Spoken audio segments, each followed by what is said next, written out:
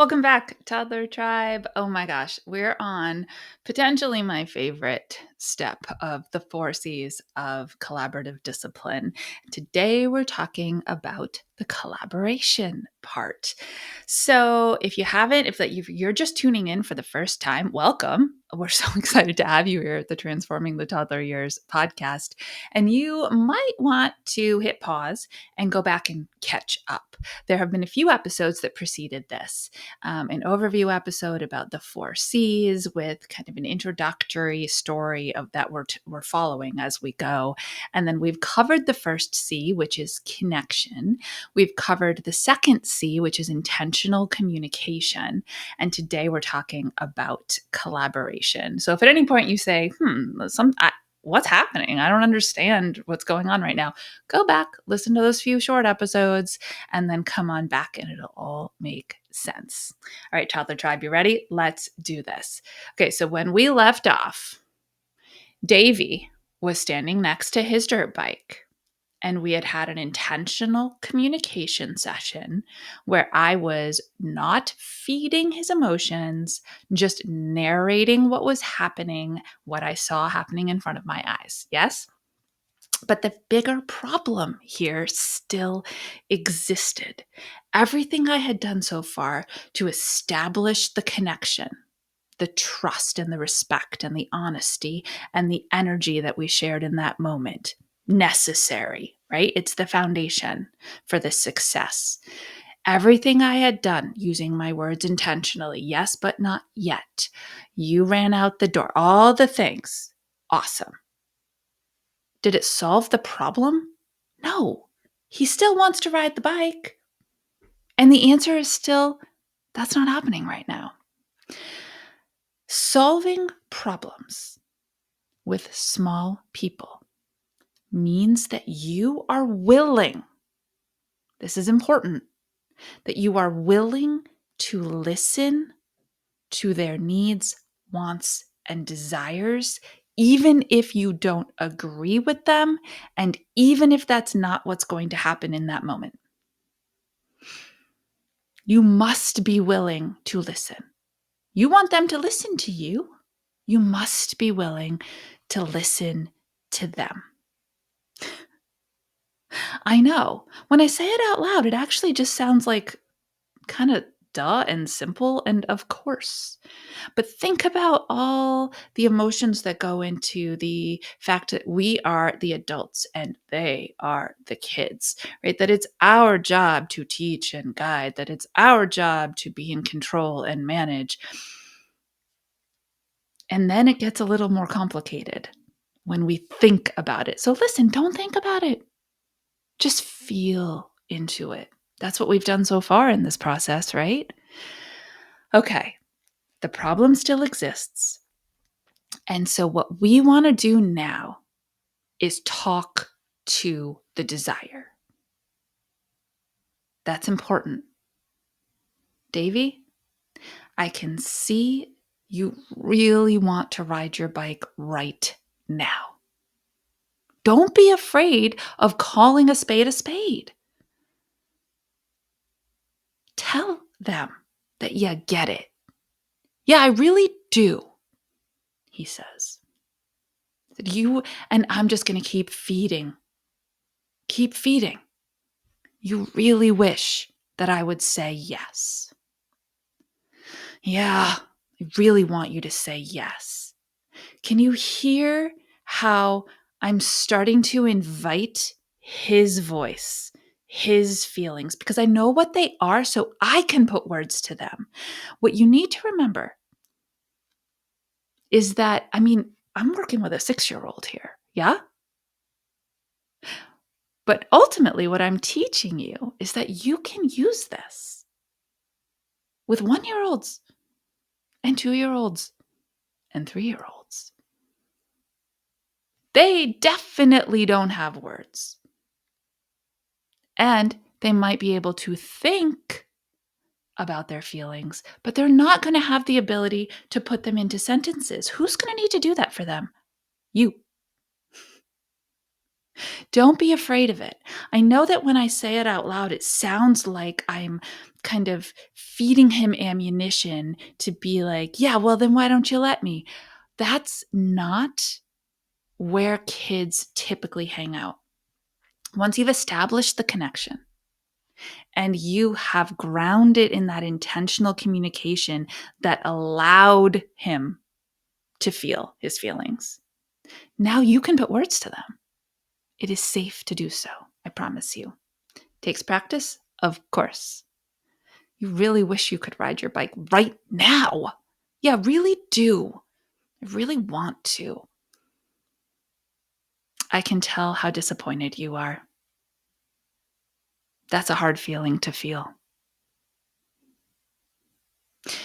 What have I done?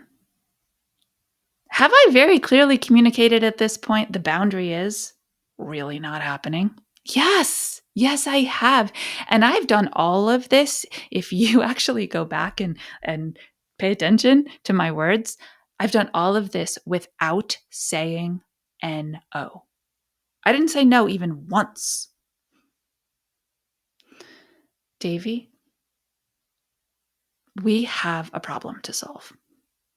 We've made it. We've made it to the point where I can name it and invite him in to help me solve it. You really want to ride your bike right now? I'm telling you that's not a choice. We actually need to move on with our morning because there's somewhere we need to be. How do you think we can do that? All right, I need to pause here for just a minute and recognize the, I'm going to say tendency, but it's even more than that. There's like this urgency that happens inside adult bodies. And as I'm thinking of it, I'm like tensing up that when things get uncomfortable, inside the uncomfortable, we just have this need because we want our energy to come back to center to solve it immediately. And that is something we want to do for ourselves. Not sure if you've ever sat and thought about it that way before. It took me a lot of years to realize that. Well, I'm helping them figure it out. Actually, what you really want is to go back to a state of ease where there is not conflict. So you want to get there as fast as possible. The problem is that when you are the one that's constantly telling them, I know how to solve this, without asking them what they think first, they feel managed instead of included. That's not the point of all this, is it? We're on the third C, which is collaboration. What does that mean? Who do you collaborate with in your life? Your coworkers, your partner, your friends, your family. Collaboration is a team. If you play a team sport, it means working together. And in the togetherness is where you problem solve. It's where you ideate and you throw ideas out, and like he thinks maybe this is the right way to solve it and I think maybe this is the right way to solve it. And the coolest part about when you say the words, just like I did to him, how do you think we can solve this? Is one of two things is going to happen. Either they're going to actually have an idea. This is great. That's what you were wanting. If they have an idea, you get to validate the idea.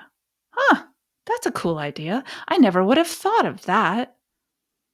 And by validating the idea, you are validating their identity. I'm going to say that one again because I need that to land. By validating their idea, you are validating their identity. And they think things like, I can come up with ideas. I come up with good ideas. I know how to start problem solving. I'm capable of these things. Does that mean that their idea is going to be the answer to the current problem? Not necessarily. Again, play the long game. Know where you're headed. That's where your cognition does help. So I said to him, do you have an idea of how we can solve this? Okay. The second thing that might happen is they might say no. No, I don't. I don't know. Okay. This is also good. Because in that case, it opens the window for you to say, well, I have an idea. I've thought of something. Would you like to hear it? Did you hear that last part? Would you like to hear it? Permission before solving. Oof. You give them permission. You ask their permission, rather. Would you like to hear my idea? They'd have no idea that's what you're doing. But deep, deep, deep down in those invisible relationship strings with the core four connectors we talked about, they're like, ooh, she wants my permission to share her voice. Wow, that's super respectful. I feel respected. I feel honored. Okay. Big stuff, right? Now, remember, I am doing this with a kid who's fully verbal because I think it's easier for you to understand as we move through each one with an older kid. But yes, you can do this with a 1-year-old, a 2-year-old, and a 3-year-old.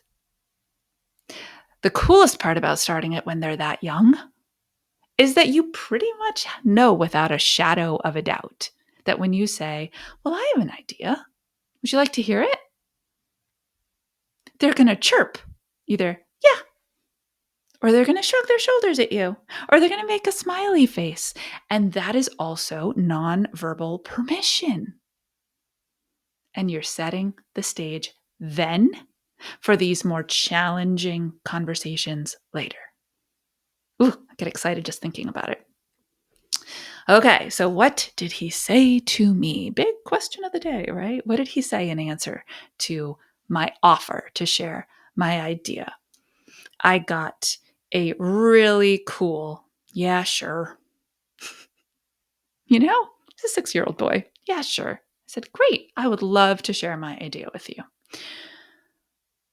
I said, I know that Dad's going to be home at whatever time he was going to be home. And when we get back, because remember, we were going out for the day. It's like, when we get back at the end of the day and Dad is here, I will stay a little bit later than I planned on so that I can watch you ride and show me your tricks. What do you think of that idea? And that did it. My offer, so that I could say yes at the end of the day and that I would continue to be part of the process. And ultimately, I think that's what it was really all about. He knew, or he thought he knew, that if he had to wait until Dad got home, it meant I wouldn't be there to see it. And that's what he really wanted. He wanted to show me. So by feeding into the understanding of that and sharing the idea that I had to make that possible, it all worked. We were able to shift gears, no pun intended, that was a good one, and go put on soccer stuff and go to soccer practice and then go to the next thing that we had planned for the day, all with him knowing. And he occasionally said throughout the day, he asked me, just because confirmation, they will do that, confirmation. So I get to ride my bike tonight, right? Yes, you do. Ooh, I got to say yes. And then I got to say yes again. Then I got to say yes again throughout the day and feed that positive connection. Well, we are only one episode away from the conclusion of this cycle. And that might seem strange as you listen. You might think, wait, but you solved the problem. What else is there to do? That is where the teaching comes in. Now that we've reached the fourth step, you can actually teach the skill sets that they need in order to be successful independently, which is the ultimate goal, right? So that's what we're going to do in our next episode is I'm going to teach you how to then talk to and teach the skill sets. All right. Whew, there's been a lot packed into this 4-part, almost 5-part series, and there's so many action steps that you can take. You can download the free PDF that has the 4 steps, so you have it visually in front of you. You can go grab the mini course and write your personalized mission statement, so you have your core values and characteristics grounded for you as you start interacting with kids differently. And there's actually another option for you. If you've done those 2 and you were like on the journey and saying, what else? Well, I have a Transforming the Toddler Years course. And this is a 6-module course, and it will take you through every single humanitarian step, like the science of human connection, and lead to the successful science-based strategies that, of course, are steeped in intentional language that allow you to literally transform the way that your home feels, the way that your classroom feels as you interact with kids on a daily basis. So if you're ready for that, the link is in the show notes, and go have a read. Let me know. If you sign up, I can't wait to hear from you. All right, Toddler Tribe, until our next episode, you know what to do. Stay mindful and proactive as we transform the toddler years.